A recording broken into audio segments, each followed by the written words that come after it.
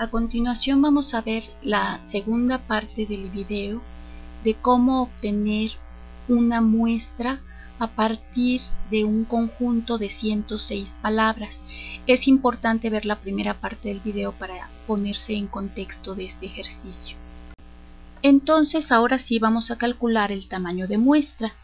En este caso lo que estamos tomando es que el error que nos vamos a permitir es del 5%, escrito en decimal o en probabilidades 0.05, el valor de z por lo tanto es 1.96, que acabamos de ver cómo se puede calcular, y los valores de P y de Q van a ser 0.5.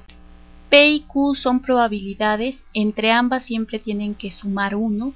Si el problema no especifica nada, siempre se toman ambas como 0.5. A veces el problema especifica cuál es el valor de P, entonces el valor de Q va a ser 1 menos el valor de P. Y bueno, sustituyendo entonces estos datos en la fórmula para el tamaño de muestra, cuando se conoce el tamaño de la población, entonces vamos a tener, para empezar, que la fórmula va a ser z cuadrada por P por Q por N, todo dividido entre N por E cuadrada más Z cuadrada por PQ.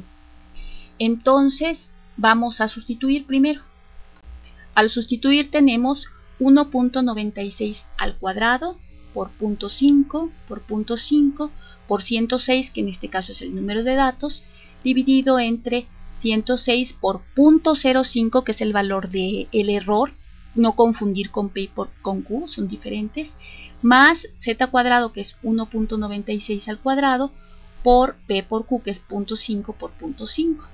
Para hacer las operaciones es muy importante fijarse en la jerarquía. Eso quiere decir que antes que cualquier cosa vamos a hacer primero los cuadrados. Entonces, cuando resolvemos los cuadrados, 1.96 al cuadrado es 3.8416 y 0.05 al cuadrado es 0.0025. Entonces, ahorita solo hice esta sustitución y vamos a hacer entonces ya las operaciones. Las siguientes operaciones que vamos a hacer son todos los productos por separado. Al hacer el producto de 3.8416 por 0.5 por 0.5 por 106 me da 101.8024. Es importante durante el proceso trabajar con todos los decimales, porque si no, entonces el resultado va a ser más inexacto. Y después hacemos el producto de 106 por 0.0025, lo cual da 0.265, y luego 3.8416 por 0.5 por 0.5, que da 0.9604. Se divide 101.8024 entre el resultado de la suma de 0.265 más 0.9604, y este resultado es 83.07, que redondeando da 83. Quiere decir que si tenemos 106 datos, con trabajar solamente 83 de ellos, no los 106 completos, vamos a poder tener una idea muy clara de cómo se comporta toda la población. En este caso, como el valor de n es pequeño, el tamaño de muestra es muy grande comparado con el valor de n. Sin embargo, entre más grande es el tamaño de la población, el tamaño de muestra va siendo proporcionalmente más pequeño con respecto al tamaño de la población. Eso quiere decir que si tenemos una población de miles, el valor de n va a dar cientos, y entonces ahí sí, de trabajar con miles a trabajar con cientos se nota mucho la diferencia. En este caso, de 106 a 83 pues no hay mucha diferencia, pero de cualquier forma es importante como proceso mostrar cómo se hace. Lo siguiente sería ahora elegir números aleatorios. Hay tablas de números aleatorios como la que pueden tener en los materiales de trabajo. Sin embargo, también hay muchos programas en internet que pueden calcular números aleatorios y es todavía más simple. Entonces, yo les sugiero que consulten esta página y ahí que generen los números aleatorios que van a necesitar. Cuando abren la página, les aparecen unos cuadros que hay que llenar. Primero, la cantidad de números a generar. Ahí tienen que escribir el tamaño de muestra que obtuvieron. En este caso, pues el tamaño de muestra aproximado con nuestros cálculos es 83. es importante escribir el número en enteros, siempre redondeado. Y por otro lado, generar números entre 1 y pues el total de datos. En este caso, como teníamos 106 datos, por eso es 106. Luego se da a enviar y entonces se van a generar ya los números aleatorios. Cuando se le da a enviar, entonces se generan los números aleatorios. Aquí puse solamente una parte de los 83 números que se generaron, pero aquí hay algo muy importante. Justamente lo que estamos haciendo con esto es como sacando una especie de rifa. De los 106 números que había, es como si estuvieran en una urna, hubiéramos hecho un sorteo y fuéramos sacando número por número y vamos a sacar 83 de esos números que son distintos, y esos 83 números me van a servir como referencia para mis datos. Es importante que el muestreo sea aleatorio y que estos números se generen de forma aleatoria para que no haya un sesgo, para que no haya como que se tomen nada más datos con ciertas características y no cualquier dato con la misma probabilidad. Entonces, al generarlos de manera aleatoria, lo que estamos haciendo es que se están tomando con la misma probabilidad cualquier número. Con los números aleatorios que se generaron, entonces voy a buscarlos ya en mi tabla y voy a empezar a marcarlos. En este caso, por ejemplo, de los números aleatorios, me dio el 1, el 2, el 4, el 6, el 7, el 10, el 11, el 14, el 15, el 16, el 17, etcétera, ¿no? Entonces aquí justamente marqué los números aleatorios que me dio. Los otros los dejo sin marcar porque solo voy a trabajar con los que me dieron de forma aleatoria, los otros no. Cuando ustedes trabajen su muestra de miles de datos, les decía que en lugar de trabajar con otros miles, van a trabajar ya nada más con cientos de datos y va a ser mucho más sencillo. Ahorita vamos a empezar una operación que es manual, en la cual tienen que tener cuidado, pero que también es bastante sencilla.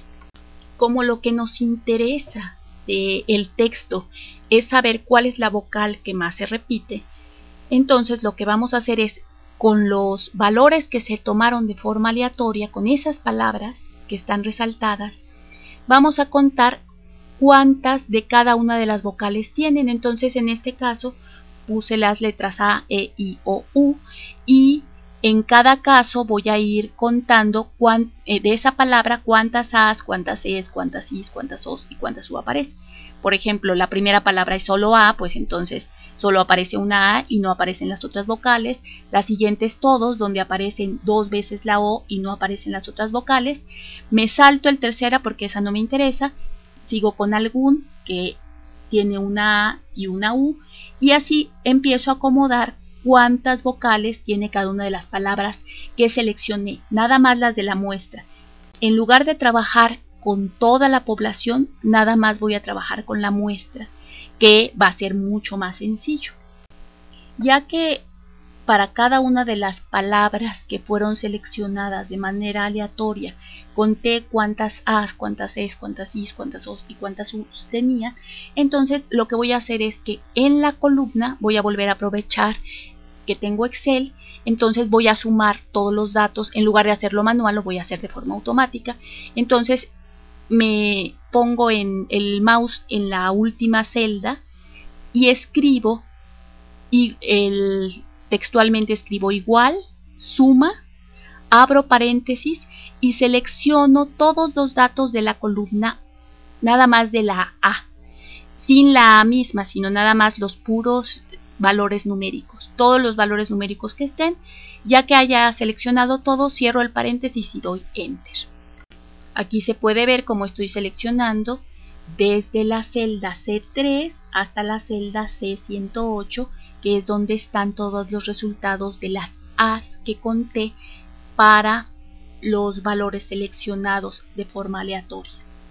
Lo mismo que hice donde estaban los resultados de las A's, lo hago también para la E, para la I, para la O y para la U, y entonces veo que de acuerdo a la muestra que tomé, nada más a los que están seleccionados en amarillo, hay 47 A's, 56 E's, 30 I's, 33 O's y 19 U's. Entonces podemos con esto saber que la letra que más es frecuente en este texto es la E y la que es menos frecuente es la U. que este es el resultado que necesitamos y es el que hay que exhibir. O sea, todo el proceso que hicimos fue nada más para esto. Este es un ejemplo que básicamente sirve con fines académicos para que ustedes puedan aprender cómo calcular una muestra. Sin embargo, por ejemplo, se pueden trabajar otro tipo de datos, como harán después en su evidencia de aprendizaje, como el caso de cuáles carreras estudian, cuáles son las edades que tienen con mayor frecuencia.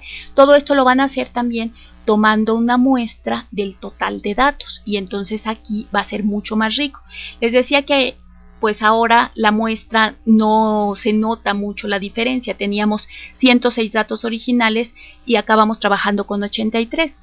Pero si ustedes tienen un tamaño de población de miles, cuando hagan su muestra van a trabajar nada más con cientos, y ahí sí hay una diferencia importante.